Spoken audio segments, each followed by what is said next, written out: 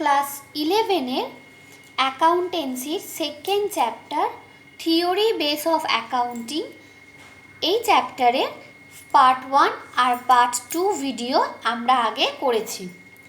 এই চ্যাপ্টারের টোটাল 3টে ইম্পর্টেন্ট টপিক আছে: fundamental accounting assumptions, accounting principles আর ইন্ডিয়ান অ্যাকাউন্টিং স্ট্যান্ডার্ডস। প্রথম দুটো টপিক অর্থাৎ ফান্ডামেন্টাল অ্যাকাউন্টিং অ্যাজাম্পশনস আর অ্যাকাউন্টিং প্রিন্সিপালস। অ্যাকাউন্টিং অ্যাজাম্পশনের আন্ডারে 3টে অ্যাজাম্পশন আর অ্যাকাউন্টিং প্রিন্সিপালের আন্ডারে টোটাল 10টা প্রিন্সিপাল নিয়ে আমরা আগে দুটো ভিডিও দেখেছি, পার্ট 1 আর পার্ট 2। আজকে এই চ্যাপ্টারের পার্ট 3 ভিডিওতে আমরা ইন্ডিয়ান অ্যাকাউন্টিং স্ট্যান্ডার্ডস নিয়ে আলোচনা করব। তো প্রথমেই দেখে নিই ইন্ডিয়ান অ্যাকাউন্টিং স্ট্যান্ডার্ডস বলতে কি বোঝায়, মানে ইন্ডিয়ান অ্যাকাউন্টিং স্ট্যান্ডার্ডসটা কি। Standard is a criteria or norms, a level of excellence or attainment considered a goal or measure of adequacy. Accounting standards are accounting rules and procedures relating to measurement, valuation and disclosure issued by the Council of the Institute of Chartered Accountants of India, ICAI.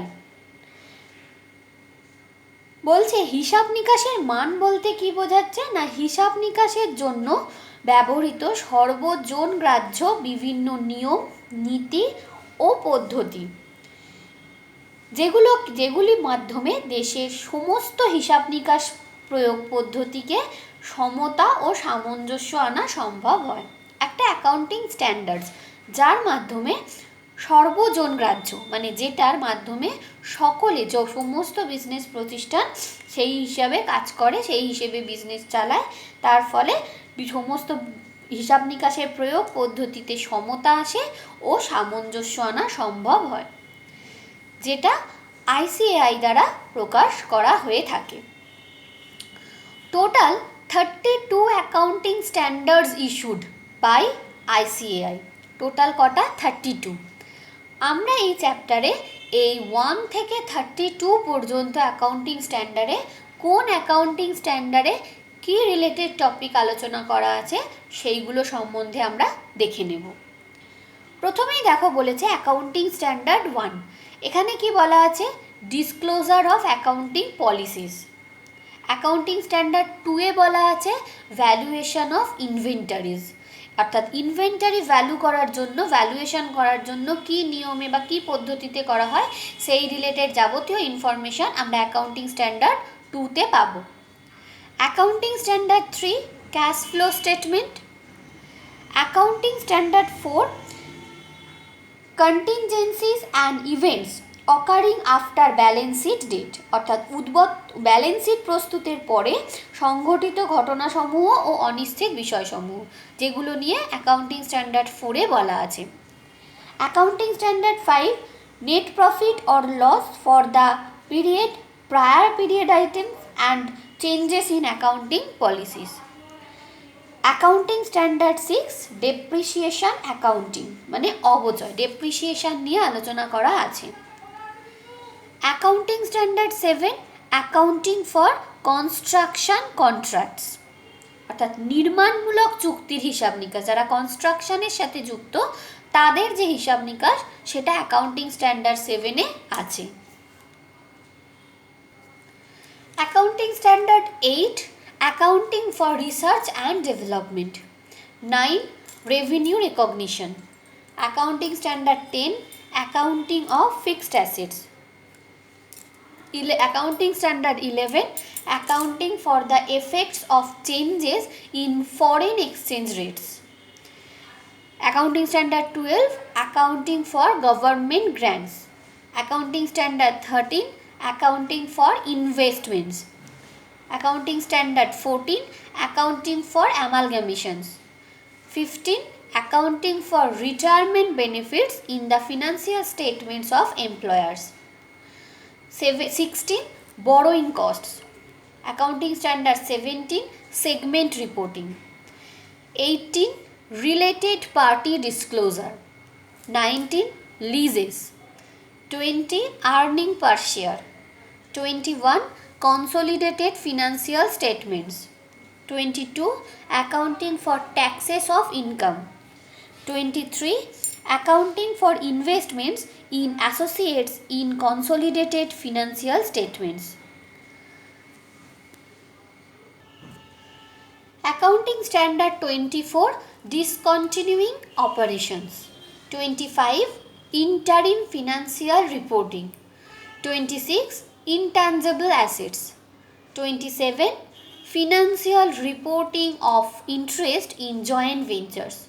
28. Impairment of assets. 29. Provisions, contingent liabilities and contingent assets. Accounting Standard 30. Financial instruments, recognition and measurement. 31. Financial instruments, presentation.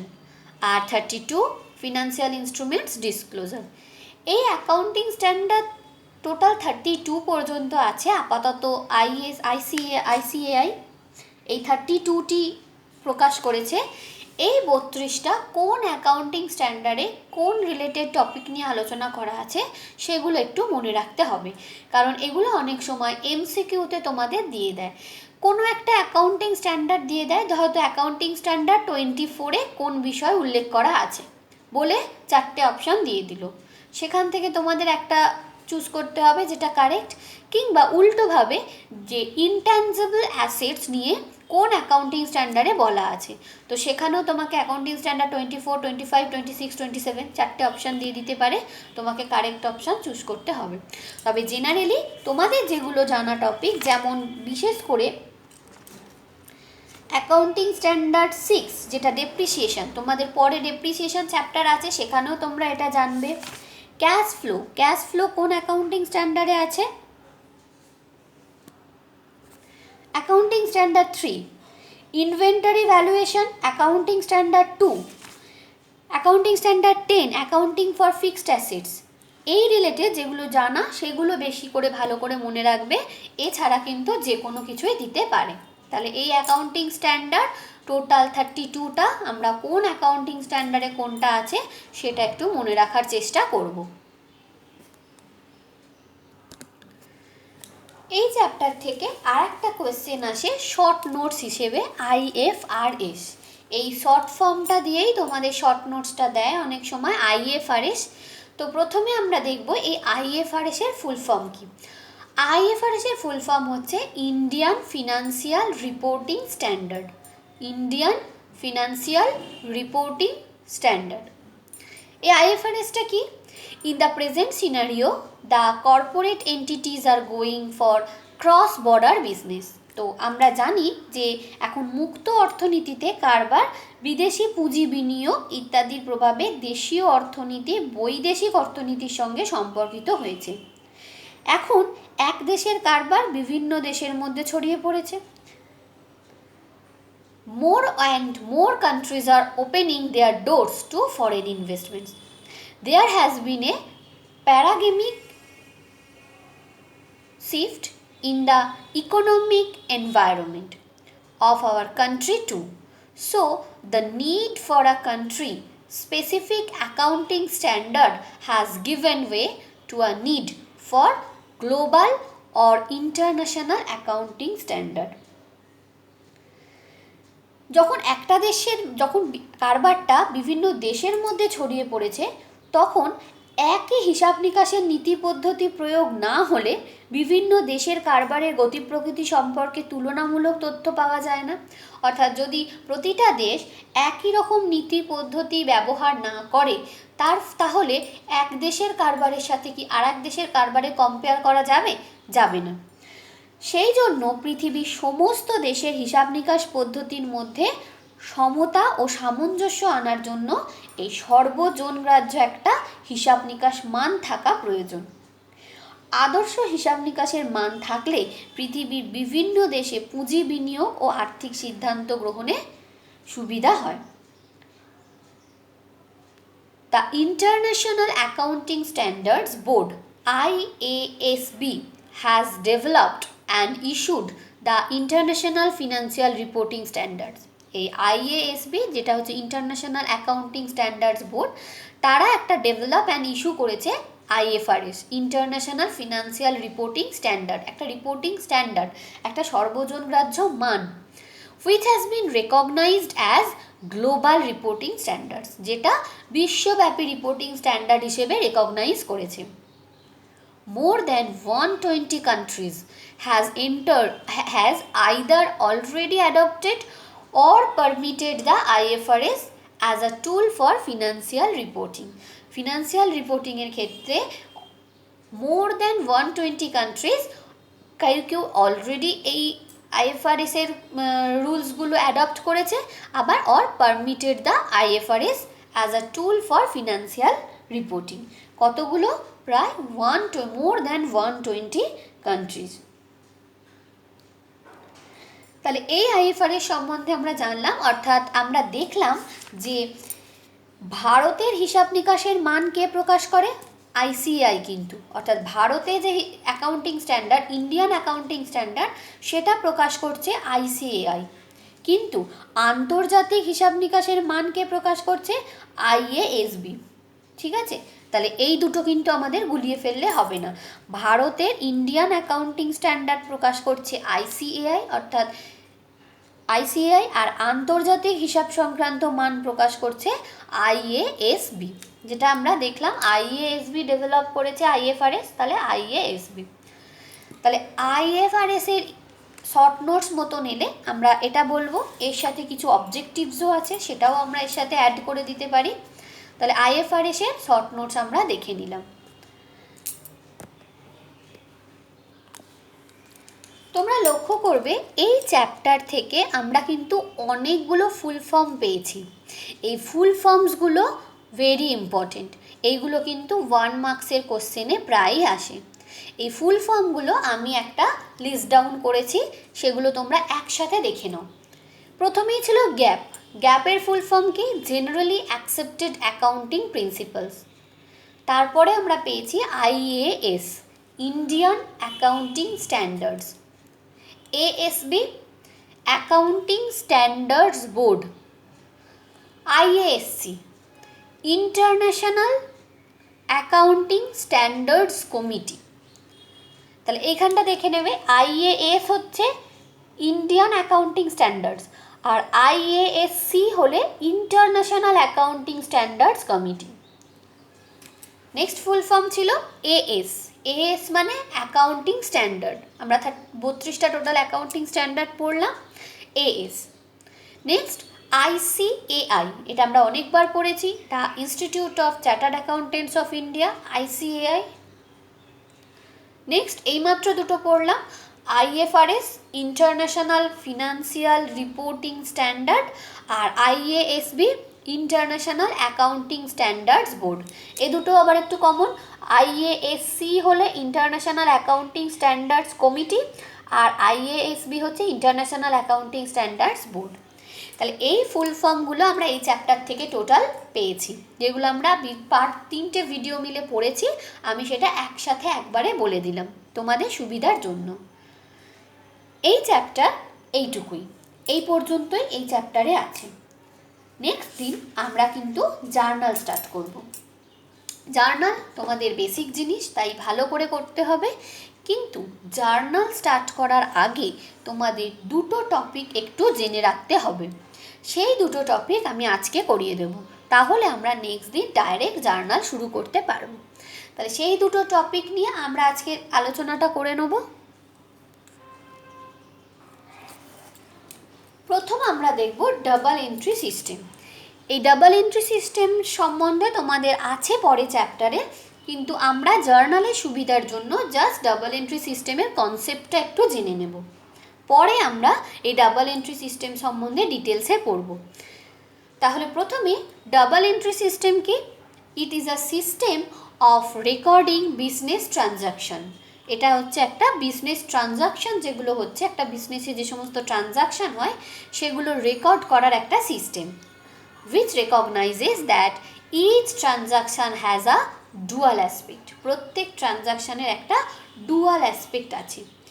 Equal debit and credit entries are made for every transaction in two different accounts.